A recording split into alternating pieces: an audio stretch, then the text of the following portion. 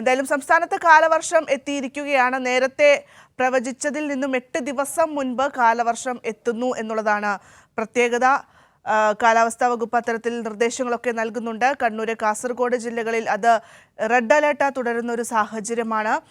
നമുക്ക് കോഴിക്കോട്ടെ വിശേഷങ്ങളിലേക്ക് പോകുമ്പോൾ കോഴിക്കോട് മേഘയുണ്ട്. മേഘ, രാവിലെ അതായത് വലിയ രീതിയിലുള്ള കൃഷിനാശമൊക്കെ നമ്മൾ റിപ്പോർട്ട് ചെയ്തിരുന്നു. നിലവിൽ എങ്ങനെയാണ് കോഴിക്കോട്ടെ ഒരു അന്തരീക്ഷം? മഴ പെയ്യുന്ന സാഹചര്യം തന്നെയാണോ? എങ്ങനെയാണ് അവസ്ഥ?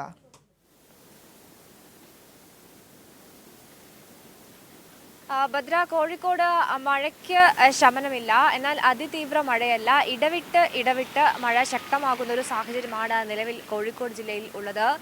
നഗര ഗ്രാമീണ വ്യത്യാസമില്ലാതെ തന്നെ മഴ പെയ്തുകൊണ്ടിരിക്കുന്നു. എന്നാൽ തുടർച്ചയായി മഴയില്ല. അത് ചെറിയ ആശ്വാസം നൽകുന്ന ഒരു കാര്യം തന്നെയാണ്.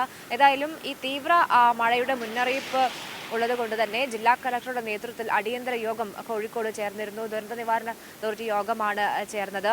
കൃത്യമായി മാനദണ്ഡങ്ങൾ, അതായത് ഈ മഴ കെടുതികൾ മുൻപിൽ കണ്ടുകൊണ്ട് എല്ലാ സന്നാഹങ്ങളും അതിനെ നേരിടാൻ സജ്ജമാണ് എന്ന് ഉറപ്പുവരുത്താൻ എല്ലാ തദ്ദേശ സ്വയംഭരണ സ്ഥാപനങ്ങൾക്കും നിർദ്ദേശം നൽകിയിട്ടുണ്ട്.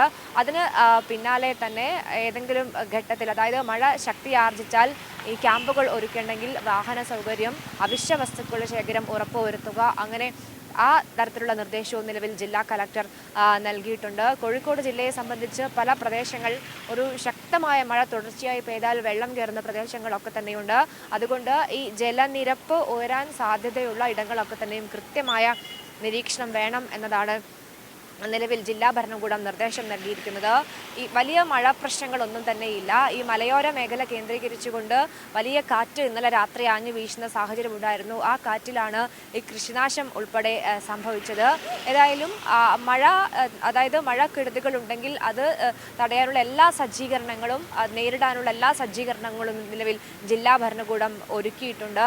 ഏതെങ്കിലും വലിയ അടിയന്തര ഘട്ടങ്ങളിൽ സഹായം ആവശ്യമാണെങ്കിൽ സൈന്യത്തിൻ്റെ ഉൾപ്പെടെ സഹായം നിലവിൽ തേടുകയും ചെയ്തിട്ടുണ്ട്. അങ്ങനെയാണ് അത്. ഒരുപാട് മാർഗനിർദ്ദേശങ്ങളുണ്ട്. അതായത് ഈ മലയോര മേഖലകളിൽ രാത്രി 7 മുതൽ രാവിലെ 7 വരെ അടിയന്തര ഘട്ടങ്ങളിൽ മാത്രമേ യാത്ര ചെയ്യാൻ പാടുള്ളൂ. ഈ മണൽ ഖനനം, ക്വാറിയുടെ പ്രവർത്തനം, കിണർ നിർമ്മാണം എല്ലാം വിലക്ക് ഏർപ്പെടുത്തിയ സാഹചര്യമുണ്ട്. അതിനൊപ്പം തന്നെ ഈ വെള്ളക്കെട്ട്, ജലാശയങ്ങൾ, ബീച്ചിലേക്കുള്ള യാത്ര ഉൾപ്പെടെ നിലവിൽ നിരോധനം ഏർപ്പെടുത്തിയിട്ടുണ്ട്. മഴ ഇപ്പോഴും ചാറ്റൽ മഴയായി പെയ്തുകൊണ്ടിരിക്കുന്ന സാഹചര്യമാണ് ഉള്ളത്.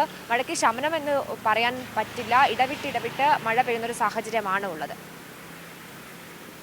ശരി മേഘ, വ്യക്തമാണ്. കോഴിക്കോട് ജില്ലയിലെ മഴയുമായി ബന്ധപ്പെട്ട സമഗ്ര വാർത്തകളാണ് ഇപ്പോൾ മേഘ നൽകിയത്.